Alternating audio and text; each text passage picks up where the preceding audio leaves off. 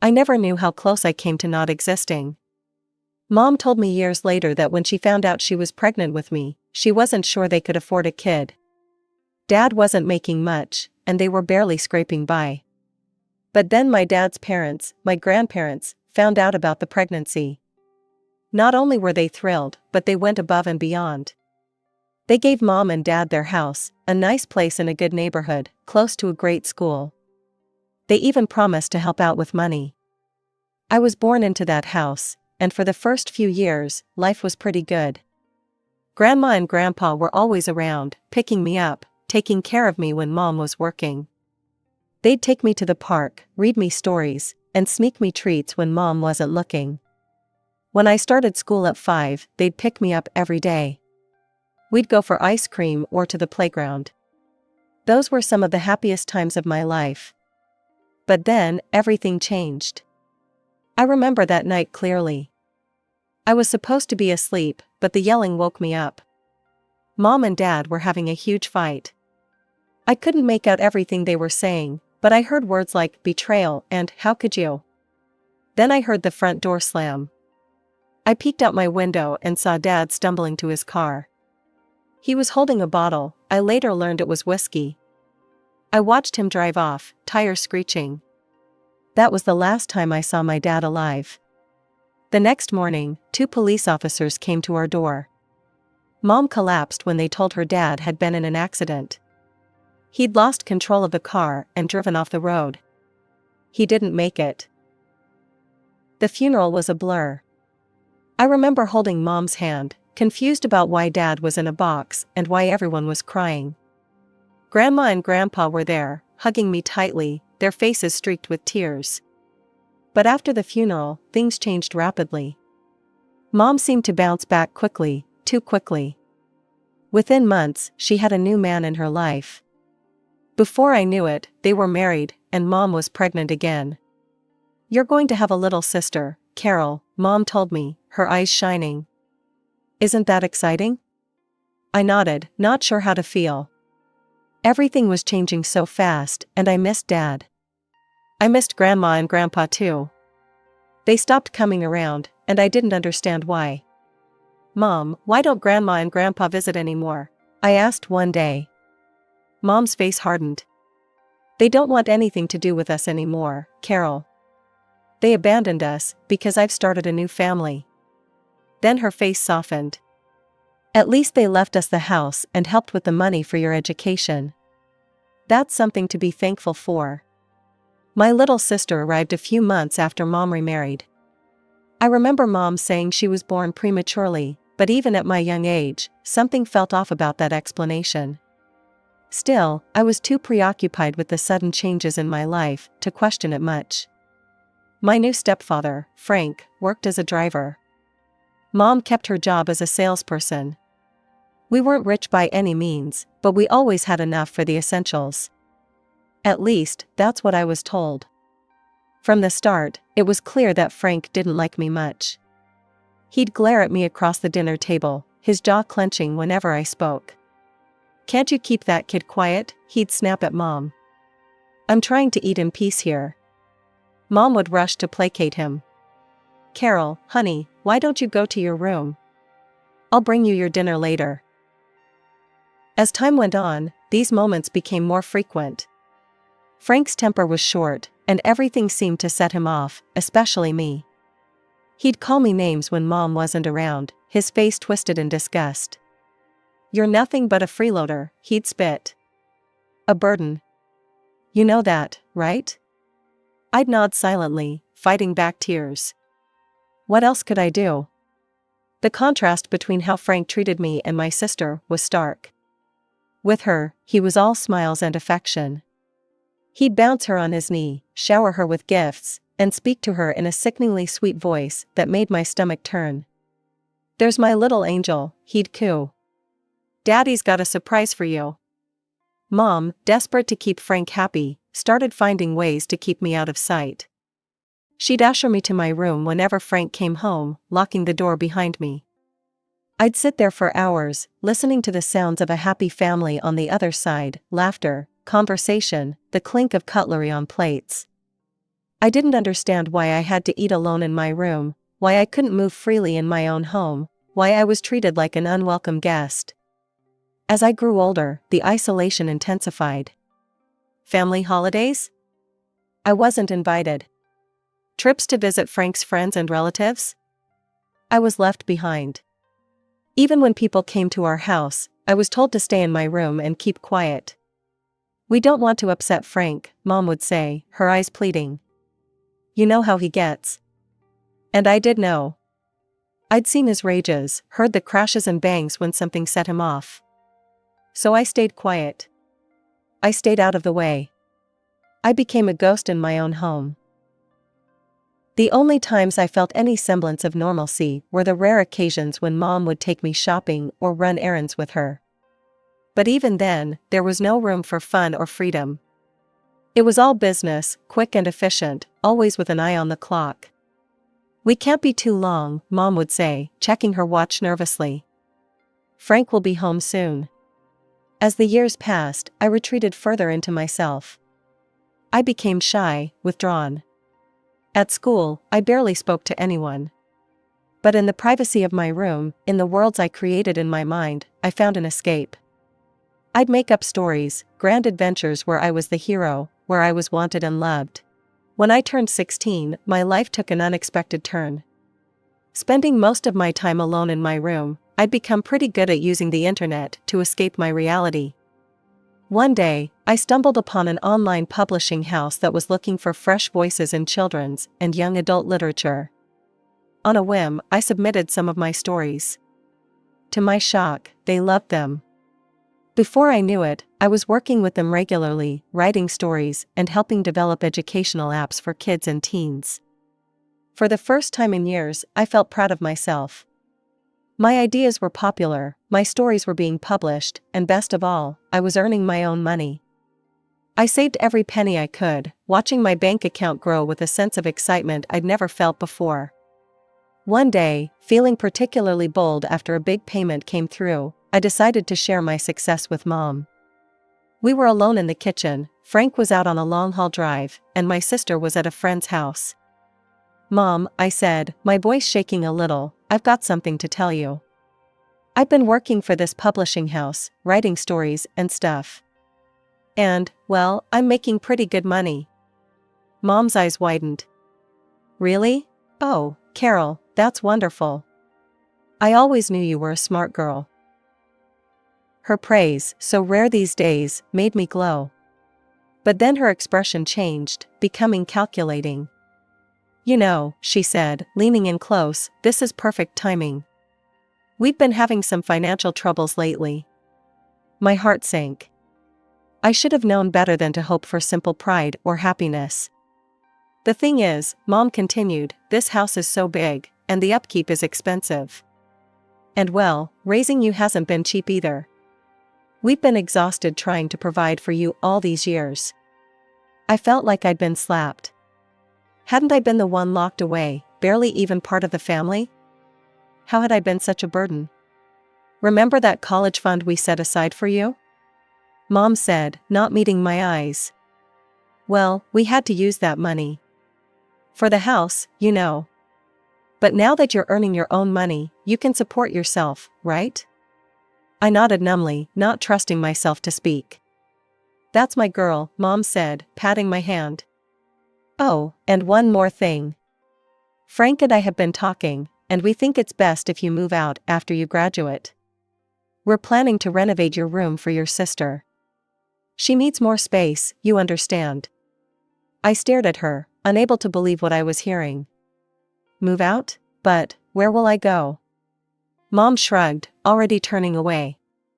"You're a smart girl, Carol. I'm sure you'll figure it out. You've got some savings now, right?" As she walked out of the kitchen, leaving me alone, the full weight of her words hit me. I was being kicked out. The money I thought would be my ticket to college was gone. And my own mother didn't seem to care where I ended up. The months leading up to graduation were a blur of anxiety and desperate planning.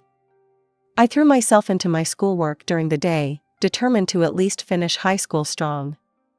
At night, I worked tirelessly on my writing projects, trying to save every penny I could. But no matter how I crunched the numbers, it wasn't enough. College tuition, living expenses, books, it all added up to way more than I had or could hope to earn in time. The realization that my dreams of higher education were slipping away hit me hard. I tried to talk to Mom about it once, hoping against hope that she'd have a change of heart. "Mom, I've been looking at college costs, and I don't think I can." She cut me off before I could finish. "Carol, we've been over this. You're on your own now. You'll figure it out." The day of graduation came and went. I should have felt proud, accomplished. Instead, I felt numb. The next morning, Mom appeared in my doorway with a couple of cardboard boxes. "Time to pack up, Carol," she said, her tone eerily cheerful. "Your sister's so excited about her new room." I packed my life into those boxes, fighting back tears. When I was done, Mom helped me carry them to the front door. As I stood on the porch, my meager possessions at my feet, Mom gave me a quick, awkward hug. "Good luck out there," she said, and then the door closed behind her. I stood there for a moment, shell-shocked. Then, taking a deep breath, I picked up my boxes and walked away from the only home I'd ever known. With what little money I had, I managed to rent a tiny studio apartment. It was in a sketchy part of town, and the sound of sirens often kept me up at night, but it was mine. I decided to postpone college for a year. I had no choice, really, and focus on work. I reached out to my contacts at the publishing house, practically begging for more work. To my relief, they were more than happy to oblige. "We've been impressed with your work, Carol," my editor told me. "How would you feel about writing some children's books for us?" I jumped at the opportunity. Soon, I was working around the clock, churning out stories and illustrations. The work was demanding, but I loved it. For the first time in my life, I felt like I was good at something, like I had a purpose. Living alone wasn't easy, but I was used to fending for myself. I learned to budget, to cook simple meals, to navigate the public transit system. I even made a few friends in the building, other young people trying to make it on their own. But despite my best efforts, saving for college remained a distant dream. Every time I thought I was getting ahead, some new expense would crop up. A plumbing emergency in my apartment, a laptop repair, a trip to the doctor when I caught a nasty flu, each setback ate into my savings. It had been a year since I'd left home when my phone rang with a number I never expected to see again. My mother's voice came through, sickly sweet and unfamiliar. "Carol, sweetie, how are you? I've missed you so much. Why don't you come visit us this weekend?"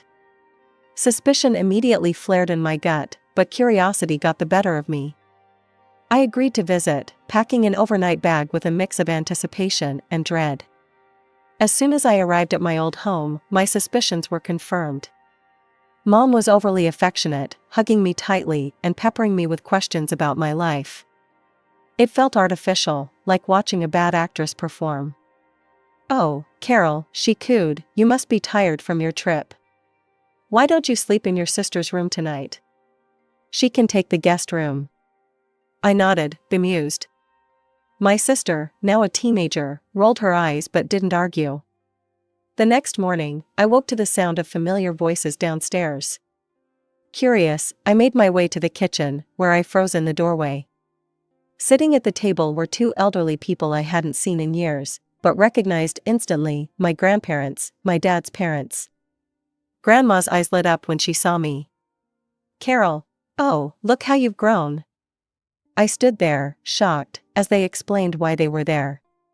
"We're moving to a nursing home soon," Grandpa said, his voice gruff with emotion. "But before we go, we wanted to make sure you're doing well. That you're prospering." "Yes," Grandma chimed in, "tell us all about your college. What are you studying, dear?" I opened my mouth, not sure what to say, when Mom jumped in. "Oh, Carol's doing wonderfully at school. Aren't you, honey? Top of her class, just like always." I stared at her, unable to believe the lies flowing so easily from her lips. My grandparents looked pleased, but they still had questions. "That's wonderful," Grandma said. "Could we talk to Carol alone for a bit? We'd love to catch up." A flash of panic crossed Mom's face. "Oh, I don't think that's necessary. Carol's quite busy, aren't you, dear? In fact, we should probably wrap this up soon." She quickly steered the conversation to other topics, barely letting me get a word in. As the visit came to an end, I felt a gentle touch on my arm. Grandma pressed something into my hand, a business card. As soon as my grandparents left, the change in Mom was immediate. Her smile vanished, replaced by a cold, indifferent expression I knew all too well. "Well, that's done," she said, clearing the table briskly. "You should probably head home now, Carol. I'm sure you have things to do." I stood there, the business card burning a hole in my pocket, as Mom all but pushed me out the door. The warmth and affection of moments ago were gone, replaced by the cool detachment I'd grown up with. As soon as I got back to my tiny apartment, I pulled out the business card my grandmother had slipped me. With trembling fingers, I dialed the number, my heart pounding in my chest. "Hello?" My grandmother's voice came through, warm and familiar, despite the years. "Grandma, it's Carol," I said, my voice barely above a whisper. We talked for a while, her voice filled with a mixture of joy and concern. Before I knew it, we'd arranged for her and Grandpa to visit me the next day. I gave them my apartment address, feeling a strange mix of excitement and anxiety. As soon as I hung up, I threw myself into a cleaning frenzy. My small studio apartment wasn't much, but I was determined to make it as welcoming as possible. I scrubbed every surface, organized my meager belongings, and even managed to find a vase for some fresh flowers I picked up from the corner store. That night, I barely slept. Instead, I spent hours in the tiny kitchenette, preparing lunch for tomorrow. I even decided to bake Grandma's favorite cookies, snickerdoodles, using a recipe I'd found online. Morning came too quickly. I was just pulling the last batch of cookies from the oven when there was a knock at the door. Taking a deep breath, I smoothed down my shirt and went to answer it. There they stood, Grandma and Grandpa. For a moment, we all just stared at each other, years of separation hanging between us. Then Grandma stepped forward, enveloping me in a tight hug. "Oh, Carol," she whispered, her voice thick with emotion. "Look at you, all grown up." As I ushered them inside, I saw their eyes widen as they took in my small apartment. Confusion flickered across their faces. "Carol," Grandpa said slowly, "why are you living here? Your mother told us you were living in the house." Before I could even begin to explain, they launched into a story that turned my world upside down. "We've always wanted to be part of your life," Grandma said, her eyes brimming with tears. "But your mother, she kept us away." They told me about the night my father died, the real story. My mother had been unfaithful. She was already pregnant with my sister when my father found out. He wanted a divorce, but then the accident happened. I sat there, stunned, as they continued. "The house I grew up in, the one Mom and Frank still lived in, was mine. Left to me in my father's will. We've been sending money for your care every month," Grandma said, reaching for my hand. "After you graduated, we increased the amount, thinking you were in college and needed more." The room seemed to spin. All this time, struggling to make ends meet, and there had been money meant for me? A house in my name? "We wanted to make sure you were living comfortably in the house, that everything was okay," Grandpa added.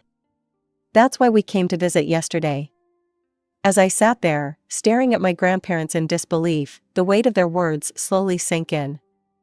I felt a surge of emotions, anger, betrayal, and a deep, aching sadness for the childhood I never had. "I don't understand," I stammered. "All this time, there was money for me? A house in my name?" Grandma squeezed my hand tightly. "Tell us everything, Carol. We need to know what really happened." And so, I did. I told them about my lonely childhood, confined to my room like a dirty secret. I spoke of Frank's hostility, of always feeling like a burden. I explained how the money for college had been taken away, how I'd been kicked out with nothing but a few boxes of belongings. "I've been working nonstop," I said, my voice cracking. "Writing children's books, living in this tiny apartment, trying to save for college. I never knew about any maintenance money." As I spoke, I watched my grandparents' expressions change from shock to fury. Grandpa's face turned red, his hands clenching into fists. "This is unacceptable," he growled. "What your mother has done, it's theft, it's abuse. We're going to make this right, Carol. I promise you that." True to their word, my grandparents sprang into action. They hired a lawyer, one of the best in the city. Over the next few weeks, I watched in awe as they fought tirelessly on my behalf. The court case was brutal. Mom and Frank tried to paint me as a rebellious, ungrateful child who had run away. But the evidence was overwhelming. Bank statements showed years of diverted funds. Neighbors testified about my isolation. In the end, justice prevailed. The judge ruled in our favor, evicting Mom and Frank from the house that was rightfully mine. The back payments of maintenance money were ordered to be paid to me in full. As we left the courthouse, I felt a mix of vindication and sadness. Yes, I had won, but at what cost? The family I had known, dysfunctional as it was gone forever. But I had a new family now. Grandma and Grandpa were determined to make up for lost time. They helped me move into my house, a concept I was still struggling to grasp. They gave me money for tuition and sat with me for hours, helping me choose the right college. I decided on a school close to the nursing home where they were moving. It felt right, being near them after all these years apart. For a while, everything seemed perfect. I visited Grandma and Grandpa often, soaking up their love and wisdom. We'd play cards, watch old movies, and talk for hours. They told me stories about my dad, filling in the blanks of my own history. But life, I was learning, had a cruel way of giving with one hand and taking with the other. Just as I was settling into my new life, reveling in the love of my grandparents, tragedy struck. Grandpa went first. A heart attack, quick and unexpected. Grandma followed barely 2 months later. The doctors said it was natural causes, but I knew the truth, she'd lost her will to live without him. Once again, I found myself alone. The grief was overwhelming. I'd only just found them, only just started to heal the wounds of my past, and now they were gone. I threw myself into my studies, trying to distract myself from the pain. But every empty holiday, every milestone I couldn't share with them, was a fresh wound.